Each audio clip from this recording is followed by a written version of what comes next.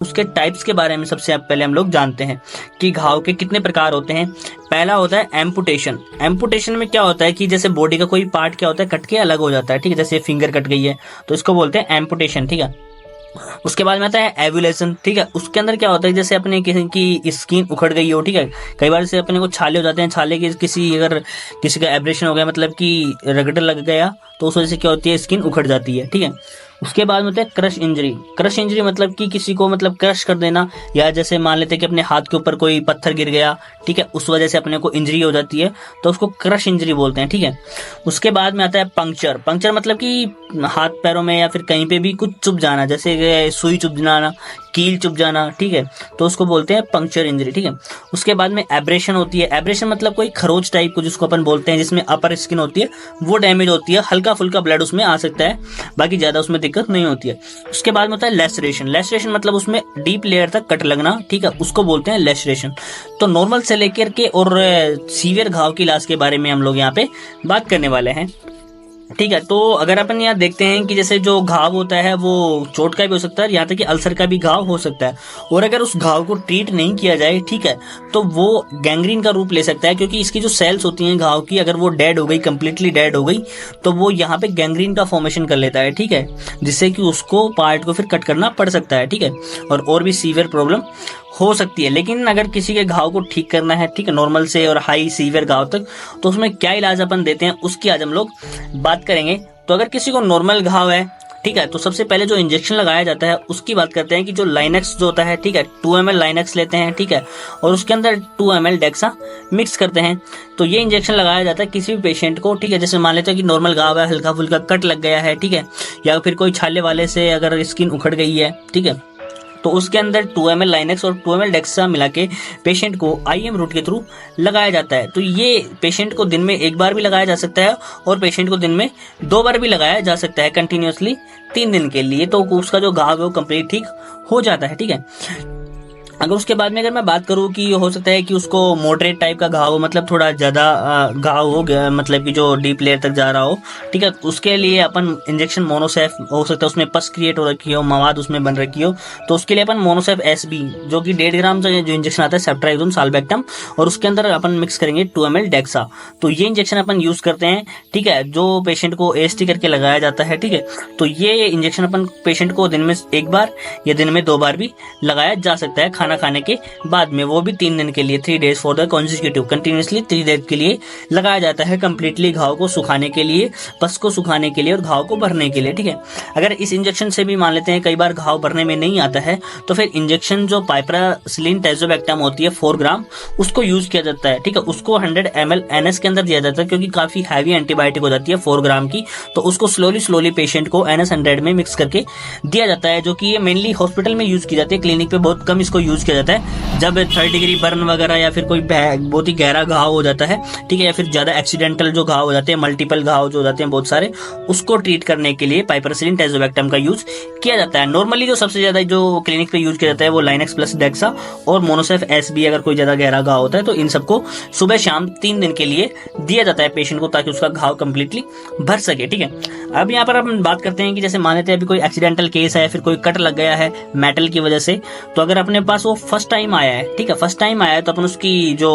First time में क्या करेंगे, आपको हाइड्रोजन पेरोक्साइड, ठीक है, जो H2O2 आता है, उससे आपको घाव को साफ करना है एक बार, और फिर उसकी ड्रेसिंग करनी है, ठीक है। और अगर जब दोबारा आप ड्रेसिंग करेंगे तो उसको कभी भी H2O2 से आपको साफ नहीं करना है, क्योंकि घाव उससे क्या होता है, फूल जाता है, व्हाइट हो जाता है, जिससे घाव को भरने में प्रॉब्लम आती है। सेकंड टाइम अगर आपको घाव को धोना है तो आप एनएस का यूज करेंगे, ठीक है। तो अगर फर्स्ट टाइम अगर आपके पास कोई कट लगा हुआ पेशेंट आता है, कोई एक्सीडेंटल केस आता है, या किसी को घाव हो गया, चोट लग गई है, तो आपको इंजेक्शन टिटनेस का जरूर लगाना है, ठीक है, उसको आईएम रूट के थ्रू इंजेक्शन टिटनेस लगाया जाता है।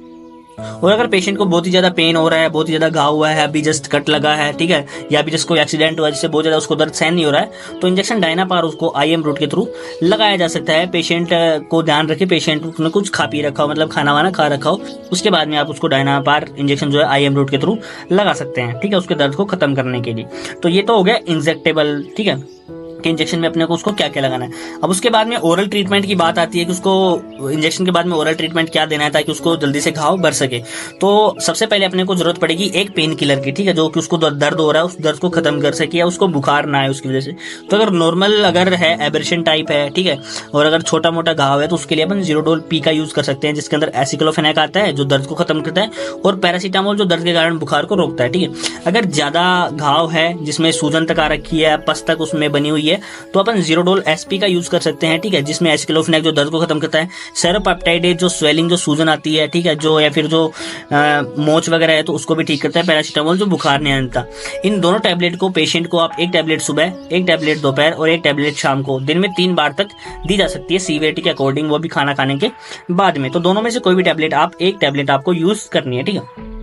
उसके बाद में एक पेन किलर उसको दे दी, तो उसके बाद में अपने को एक एंटीबायोटिक की जरूरत है जो कि उसमें पस को और आगे नहीं बनने दे, या फिर जो पस बनी हुई है उसको सुखा दे और उस घाव को जल्दी से सुखाए, उसमें इन्फेक्शन ना फैलने दे। उसके लिए अपने को एंटीबायोटिक चाहिए, जिसके अंदर अपन यूज करेंगे टैबलेट, या तो अगर नॉर्मल है तो अपन सिफ्रोफ्लोक्सिन यूज कर सकते हैं, सेप्ट्रान उसमें यूज कर सकते हैं, ठीक है, या फिर सिफ्लेक्सिन 500 की जो कैप्सूल आते हैं। तीनों में से कोई एक आपको टैबलेट यूज करनी है, ठीक है, घाव को ठीक करने के लिए। अगर नॉर्मल से मॉडरेट घाव है तो आप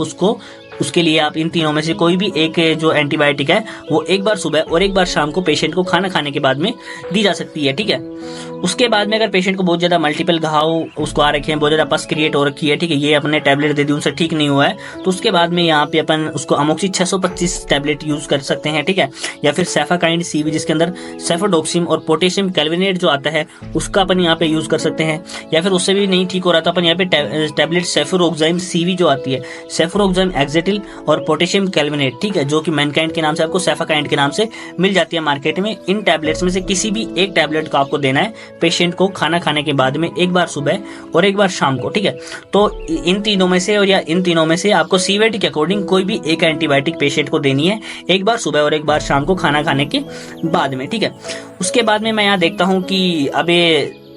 ट्रीटमेंट के साथ में अपने को स्टेरॉइड देना है, ठीक है। स्टेरॉइड क्या करता है, तो प्रोस्टाग्लैंडिन सिंथेसिस होता है, ठीक है, उसको ब्लॉक कर देता है, ठीक है, ताकि जो पेशेंट को क्या होता है वो पेन नहीं होता है, स्वेलिंग वहाँ पे नहीं होती है और इन्फेक्शन को भी काफी हद तक रोकता है। तो टैबलेट अगर नॉर्मल है तो आप यहाँ पे टैबलेट बेटनीसोल यूज करेंगे, जिसमें एक टैबलेट सुबह और एक टैबलेट शाम को पेशेंट को लेना होता है, ठीक है। अगर ज्यादा प्रॉब्लम है तो प्रेडनिसोलोन 10 mg अपन यहाँ पे यूज कर सकते हैं, इसको भी एक टैबलेट सुबह और एक टैबलेट शाम को पेशेंट को खाना खाने के बाद में लेनी होती है, ठीक है। तो इन दोनों में से भी क्या हो, आपको एक लेनी है, ठीक है। यहाँ पे एक पेन किलर हो गया, एक एंटीबायोटिक हो गया, दोनों में से कोई भी एक स्टेरॉइड आप चूज कर सकते हैं, ठीक है। उसके बाद में आपको अगर आप इतनी हैवी एंटीबायोटिक देंगे, हैवी इंजेक्शंस यूज करेंगे, तो हो सकता है पेशेंट को एसिडिटी हो, या फिर जो पेट के अंदर जो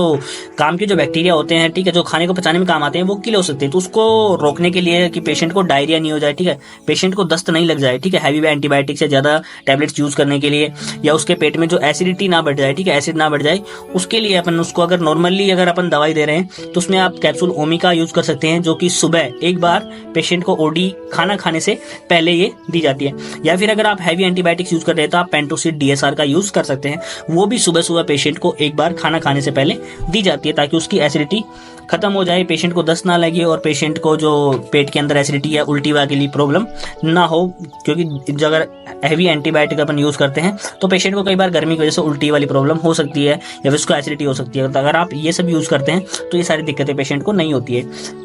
ठीक है। इतना आप करेंगे तो मतलब कि ये कंप्लीट ट्रीटमेंट हो गया, ठीक है। अगर मैं बात करता हूँ कि एक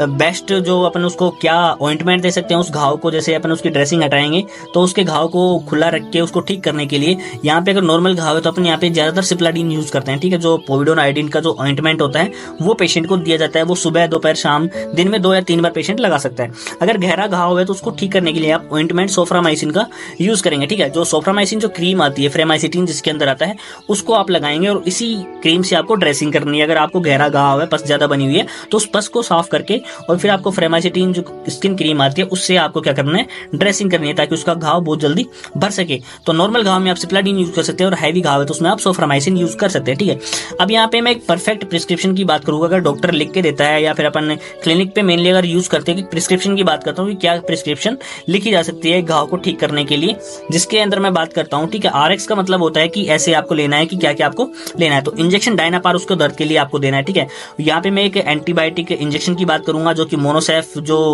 एसबी जो आती है साल्बेक्टम, ठीक है, उसको आईवी रूट से अपन देंगे सुबह शाम, वो भी 3 दिन के लिए फॉर द 3 डेज के लिए आपको ट्रीटमेंट देना है। डायनापार इंजेक्शन आपको दिन में सिर्फ एक ही बार लगाना है ताकि उसका हैंड टू हैंड जो सीवियर पेन है वो खत्म हो जाए। बाद में उसको आप जीरोडोल एसपी टैबलेट देंगे, ठीक है, ताकि उसकी सूजन और दर्द उसको ना हो,